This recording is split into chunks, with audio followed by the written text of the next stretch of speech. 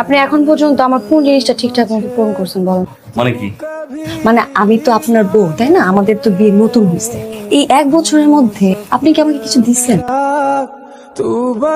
আপনার মাসে বেতন কত? বেতন 35,000 টাকা। বলো বেতন বন্ধ, তুমি জানো না? আমার বাসায় 5 জন মানুষ। 5 জন মানুষের পিছনে আপনার কি সমানভাবে খরচ করার কথা না? আচ্ছা, আমি তো আপনার বউ, তাই না?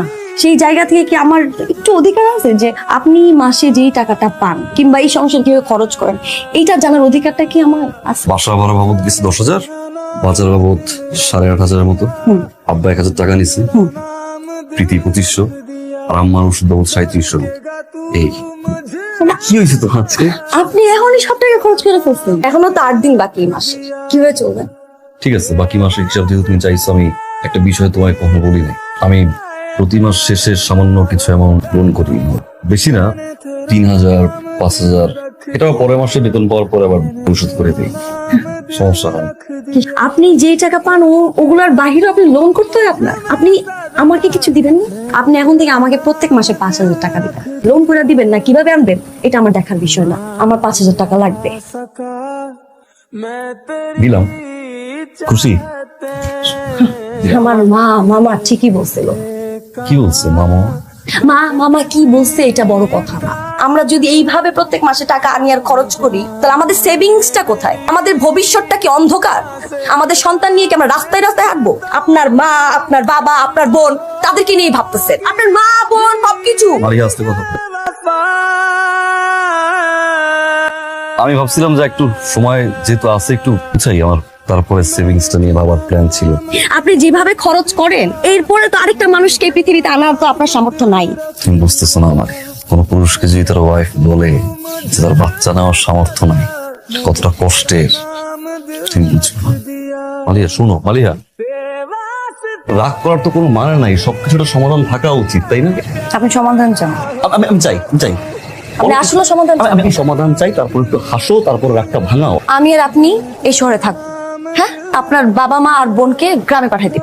গ্রামে তো ছোটখাটো একটা বাড়ি আছে, তাই না? সেখানে থাকলো সমস্যা নাই তো। তাহলে আমাদের যে সেভিংস এর যে প্রবলেমটা ছিল ওইটা সমাধান হয়ে গেল। সেভিংস করার জন্য আমি আমার মা বাবা বোনকে আমি গ্রামে পাঠাই দিব? আর তো কোনো সমাধান নাই। মালিয়া, মানে কি, মানে আমি তো পরিস্থিতির শিকার, তাই না? তোমার কাছে যদি মনে হয় যে তুমি কোনোভাবে থাকতে পারতেছো না, তুমি তো বাড়ি চলে যাও। কি? মানে আমি বলতেছি না তুমি পার্মানেন্টলি চলে যাও, আমার মনে হয়, আমার মনে হয়। চুপ, চুপ। আপনি কি বলবেন? কথা বলতেছি আমি। আপনি কি তোমার যদি মনে হয় তুমি কোনোভাবে থাকতে পারতেছো না, তুমি তো বাড়িতে যাও। আমি বাড়ি ছেড়ে চলে হ্যাঁ, যাবো। তুমি চলে যাও, রাইটটা চলে যাও, আমি পরিবারে কেউ না। এখন চলে যাও। কি করছিস বাবা? মা, আমি এই সংসার করব না মা। আপনার সামনে কি এরকম খারাপ ব্যবহার করতেছে? আর মাইয়া কি থাক, আমাকে নিয়ে যাওয়ার কিচ্ছু লাগবে না, চলো মা। মালিয়া শোনো, আমি কিন্তু তোমাকে অনেক কথা বলছি মালিয়া, তোমার সব কথা বাদ দিয়ে রাগের মাথায় তোমাকে আমি যেটা বললাম চলে যেতে তুমি সেটা শুনলা।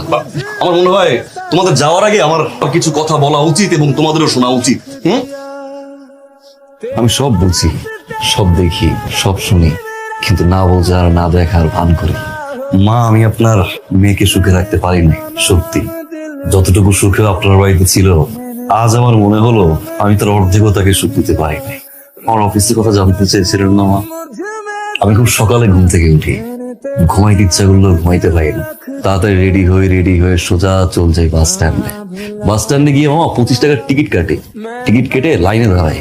বাস আসে তো আসে না, হুট করে একটা বাস ঢুকে সিরিয়াল হারাই ফেলি মামা। অফিসের সময় আছে মাত্র 30 মিনিট, দৌড় দিয়ে ঝুলে ঝুলে যেতে হয় মামা। আমি কিন্তু পারতাম মামা একটা সিএনজিতে যেতে বা ট্যাক্সিতে করে যেতে, আমি যাই না। কারণ আমি যদি সিএনজিতে বা ট্যাক্সিতে করে যাই, আমার 25 দিনের অফিসে 2500 টাকার মতো লাগবে। যে 2500 টাকা যদি সেভ করি, অ্যাটলিস্ট আমার ছোট বোনের হাত খরচটা হবে না। সেখান থেকে অফিসে যাই, অফিসে যাওয়ার পর 9 ঘন্টা অনেক প্রেশার সহ্য করতে হয় আমার। 19 থেকে 20 হয়ে গেলি বসের জারি, আজে বাজে কথা বলে, প্রজেক্টের যদি কোনোভাবে কোনো ভুল হয় নানান রকম ভাবে ইনসাল্ট করে। খুব আত্মসম্মান বলে লাগে না, কিন্তু কিচ্ছু বলতে পারি না। কেন জানেন? আমি একজন মধ্যবিত্ত, তাই অফিসের 35,000 টাকা দিয়ে আমার পুরো সংসার চালাতে হয়। অফিস শেষ করে আবার বাস স্ট্যান্ডে যাই, বাসের সেই ভিড় ঠেলে যখন বাসার কাছে আসি মামা, তখন মনে হয় পকেটে তো বাজারের লিস্টটা বের করে সোজা চলে যাই বাজারে। 10 টাকা 20 টাকা নিয়ে দামাদামি করি। এক হাতে অফিসের ব্যাগ, আর এক হাতে বাজারের ব্যাগ নিয়ে মামা হেঁটে হেঁটে আসি আমি। আমি আপনার ভাগ্নের মতো সুখে নাই, অনেক কষ্ট আমার করতে হয় মামা, তোমার ফ্যামিলি নিয়ে আমি সুখে ছিলাম মামা। মা, আপনার কি মনে হয় না যে আপনার ছেলের মতো আমারও ইচ্ছা করে সিঙ্গাপুরের ফ্লাইটে আপনার মেয়েকে নিয়ে আমি হানিমুনে যাই? আমার ইচ্ছা করে মা, সামর্থ্য নেই কারণ আমি একজন মধ্যবিত্ত। আমি যখন একটা শপিং মলে যাই, একটা দামি শার্ট দেখে আমার খুব ইচ্ছা করে যে আমি আমার বাবার জন্য কিনি, দামি একটা শাড়ি দেখে ইচ্ছা করে আমার মায়ের জন্য কিনি, আমার বউয়ের জন্য কিনি, কিন্তু কখন ইচ্ছা করে না মামা নিজের জন্য কিনি। আধুনিকতার ছোঁয়া কিন্তু আমার ভিতরে আছে মামা, কিন্তু ভুলে যাই কেন জানেন? আমি একজন মধ্যবিত্ত, তাই আমার স্বাদ আছে, সাধ্য নাই।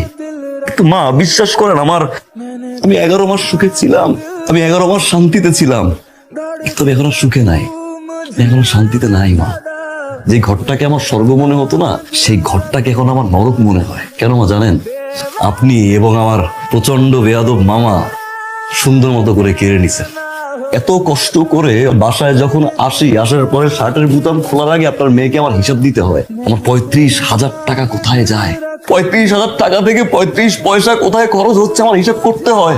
একজন মধ্যবিত্ত কখনো কাঁদতে পারে না মা, কারণ তার কান্না শোনার জন্য কেউ থাকে না। আমি কাঁদতে ভুলে গেছি মা।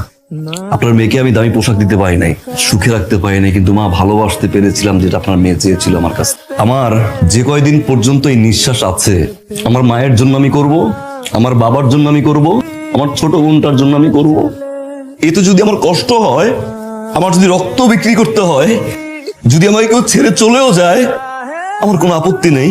মালিয়া, আমি তোমাকে অনেক ভালোবাসি, এটা সত্যি। আমি তোমাকে ছাড়া থাকতে পারবো না, এটাও সত্যি। সারা জীবন আমার দরজা তোমার জন্য খোলা থাকবে। তুমি যদি যেতে চাও যাও, আমার কোনো আপত্তি নেই। একটা বিষয় মনে রাখবে মালিয়া, আমার ঘরের দুয়ার সারা জীবন তোমার জন্য খোলা থাকবে। যেই দিন আসতে চাও তুমি আসবা, যেদিন আসবা সেদিন এটা মাথায় রেখে আসতে হবে, আমার পরিবার তোমার পরিবার, আমার মা তোমার মা, আমার বাবা তোমার বাবা, এটা মেনে নিয়েই তোমার চলতে হবে।